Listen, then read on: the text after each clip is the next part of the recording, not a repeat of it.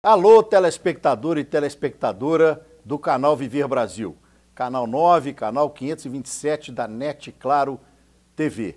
Sejam bem-vindos a mais uma edição do Segurança Jurídica Brasil. Hoje nós vamos falar de um tema muito importante para os dias de hoje. Nós vamos falar sobre métodos extrajudiciais de composição dos litígios e focar especialmente na arbitragem. O que é arbitragem? Para que serve? Quem pode contratar essa chamada arbitragem? Quais os cuidados que deve se ter na contratação e, evidentemente, quais as repercussões de uma decisão arbitral no âmbito da sua execução perante o Poder Judiciário. Para falar sobre isso, eu trago um advogado especialista no tema, que também é vice-presidente da Comissão de Arbitragem da OAB, Ordem dos Advogados do Brasil, Seção Minas Gerais. Seja bem-vindo, João Henrique Café de Souza Novaes. Seja bem-vindo, João Henrique Café. Muito obrigado. Eu agradeço muito o seu convite, doutor Luiz Cláudio, de estarmos aqui juntos para falar desse tema tão instigante, tão interessante para a comunidade jurídica e para o empresário de modo geral, que é a arbitragem nos nossos dias. João Henrique, para falar sobre o tema, nós vamos começar daqui a pouco, mas eu sempre peço ao entrevistado nosso, já é uma praxe entre nós, para falar um pouco da carreira jurídica, exatamente para estimular estudantes, estimular colegas advogados, porque realmente na escolha da adoção da área de arbitragem, inclusive, então eu queria que você falasse um pouquinho da sua trajetória, onde você se formou, há quanto tempo, sem revelar a idade. Muito bem, vou tentar esconder a idade. Eu sou advogado, formado na UFMG em 1985 e desde então me dedico à advocacia contenciosa de primeiro e segundo grau, praticamente no Brasil inteiro, e fui, na minha lida profissional, tragado pela arbitragem, como também uma maneira jurisdicional de atingir a pacificação dos conflitos enormes que existem por aí. Além da arbitragem, a gente também pratica e professa a mediação, a conciliação, que são os métodos elevados de solução de conflitos, porque eles dependem muito da postura da parte e menos de uma autoridade investida, como é o caso do Judiciário. E você já teve experiências na OAB, me fala um pouco da sua carreira mesmo, como um todo, e o que você diria de conselho para um advogado iniciante hoje, muito bem. De opções profissionais? Uma janela que abriu para mim, muito importante na minha vida, foi participar da OAB. Eu fui conselheiro na OAB durante muitos anos, fui conselheiro federal, fui diretor, junto do Luiz Cláudio, na OAB, e a OAB realmente é um ambiente que nós estamos ali ajudando a comunidade jurídica, ajudando a construção a respeito das dificuldades da profissão, e com ela a gente aprende muito, fica muito conhecido, fica conhecendo muita gente, que é o mais importante, e aprendendo com a experiência dos outros.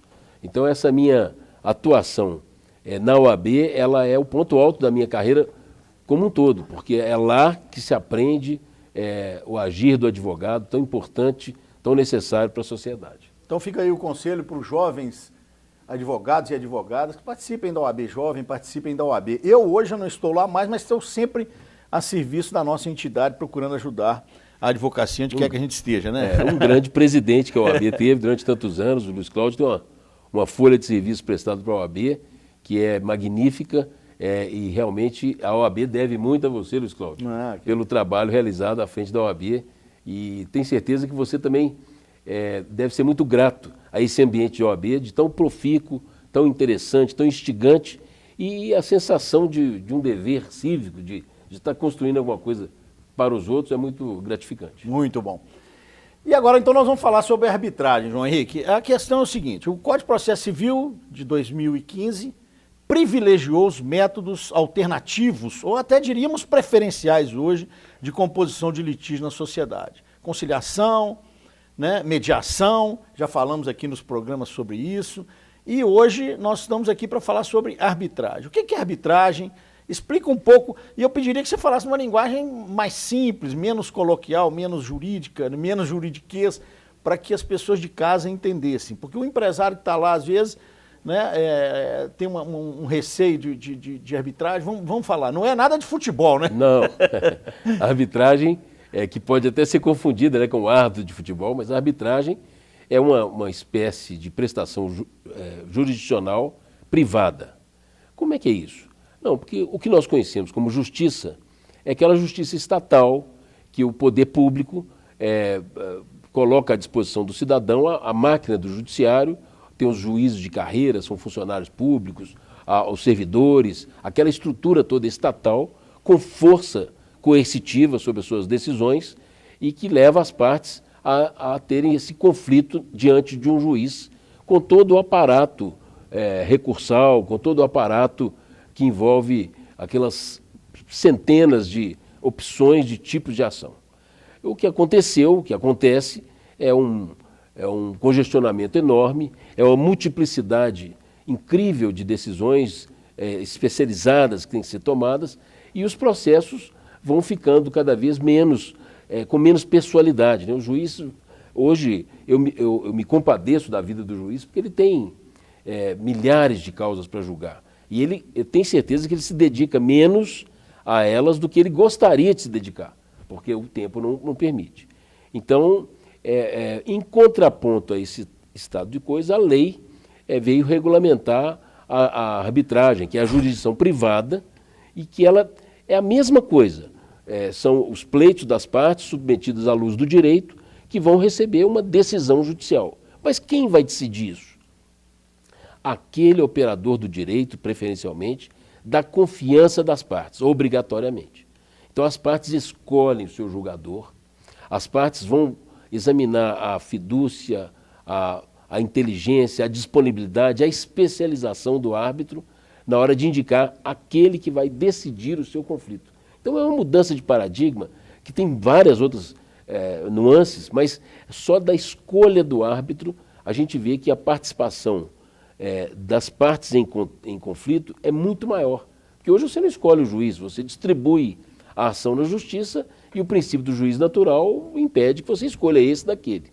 Na arbitragem não, você escolhe se serão 3 árbitros ou um árbitro, podem ser até 5, sempre número ímpar, mas se forem 3, então uma parte escolhe um árbitro, a outra parte escolhe outro árbitro, e esses 2 árbitros escolhidos e aprovados pelas partes escolhem o presidente desse tribunal arbitral. Então, essa angulação de 3 árbitros, por exemplo, que é o que mais acontece, para decidir uma arbitragem, dá muita segurança, dá muito comprometimento das partes com a lisura daquele e hoje já existem muitas câmaras, né, de arbitragem, né, com integridade para fazer esse tipo de seleção, né? Hoje já tem nomes colocados à disposição dentro de uma câmara arbitral que poderia ser escolhida pelas partes. Mas isso é muito importante, quero te interromper, porque as câmaras desempenham um papel importantíssimo, né, de organizar os serviços, dar uma métrica confiável, previsível às partes. Todas elas têm uma lista de árbitros. A lista é sugestiva, porque a parte pode escolher um árbitro que seja da confiança dela, que seja da especialidade que ele entende, por exemplo, e nem precisa ser bacharel em direito e nem advogado. Eu gosto de dar um exemplo assim de pessoas notórias, de pensar assim no nosso pranteado Ivo Pitangui. Se tivesse uma questão sobre cirurgia plástica, ele poderia ser chamado para ser árbitro. Uma questão de engenharia, chamar um grande engenheiro reconhecido, com livros, com bagagem técnica, pode ser árbitro. No geral, os árbitros são bacharéis, são gente da área jurídica, porque vão ter mais facilidade com o contraditório, com a produção de provas e com a própria prolação da sentença. Mas nada impede que seja alguém simplesmente da confiança das partes. Acontece muito pouco, mas poderia ser alguém fora da lista. Certo. Então nós poderíamos dizer que as vantagens da arbitragem, em primeiro ponto, na sua visão, é a celeridade, porque escolhe-se um prazo, inclusive, para a prolação da decisão, da sentença arbitral, né? E também a confiança depositada no árbitro ou nos árbitros, né? Que são escolhidos pela parte que, evidentemente, devem ser imparciais, né? Que eles não podem ter a parcialidade. E a especialidade, né? Uma questão muito técnica, submetida talvez a um juiz togado, um juiz que tem múltiplas abordagens de mérito, uma questão muito técnica de agronegócio, ou de siderurgia, ou de uma hidrelétrica, ou uma coisa uma coisa menor, porém mais complexa, de um laboratório, chamar um especialista é um conforto muito grande sobre o mérito. A celeridade é porque nós não temos a figura recursal na arbitragem. Então, nós temos uma decisão final, sujeita aí a embargos de declaração, a um pedido de aclaramento, mas não há previsão quanto a recurso. Então, o prazo de julgamento de uma arbitragem acaba sendo, muitas vezes, menor do que na justiça, onde há a previsão de inúmeros recursos na primeira instância, antes da sentença, depois da sentença aos tribunais estaduais e depois aos tribunais superiores em Brasília. Então é um caminho longo que não raramente dura aí 8 anos, 10 anos, 15 anos, às vezes até mais, para uma solução definitiva. Nós sabemos que a arbitragem ela não pode ser utilizada em ações consideradas de capacidade das pessoas, né? Ações que não sejam de direitos disponíveis. Então, quem você acha assim que as pessoas estão assistindo o nosso programa lá, quem que se utiliza mais da arbitragem ou que se não utiliza poderia se utilizar?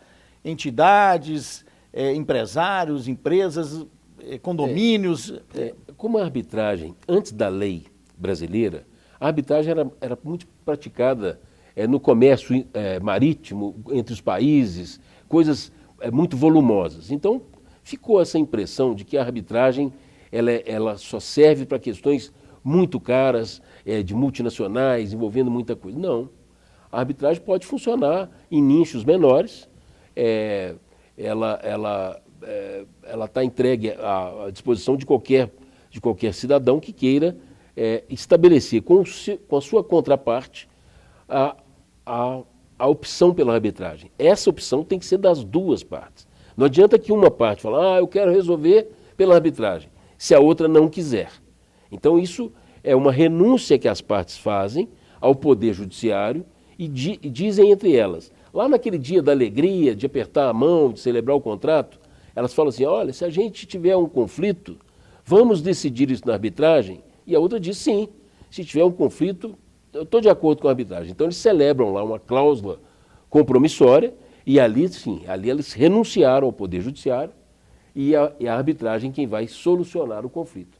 Então é necessário que haja, as duas partes queiram submeter o seu conflito. A autonomia da vontade das partes. Mas uma coisa que acontece é que como a arbitragem ela se dá em número muito menor do que na justiça, quando acontece uma arbitragem, nós já sabemos, antes de terminar, que uma parte vai ser a vencedora, outra vai ser a vencida, naturalmente. A parte vencida, por ter sido talvez a primeira vez dela na arbitragem, ela acaba culpando a arbitragem pelo resultado. Eu entrei na arbitragem, Luiz Cláudio, perdi, esse negócio eu não vou nunca mais. Então a gente escuta esse tipo de lamento e a pessoa acha a arbitragem como sendo a causadora daquele resultado. E, na verdade, isso não acontece. Nós temos que desmistificar isso, dar responsabilidade às partes na escolha dos árbitros, dar responsabilidade às partes para a atuação no processo, atuação com boa-fé, com transparência, com cooperação, para que saia uma boa sentença. Muito bem. Nós vamos fazer um rápido intervalo e vamos voltar falando de arbitragem, mas falando como ela se realiza no dia a dia, na praxe jurídica. Até breve.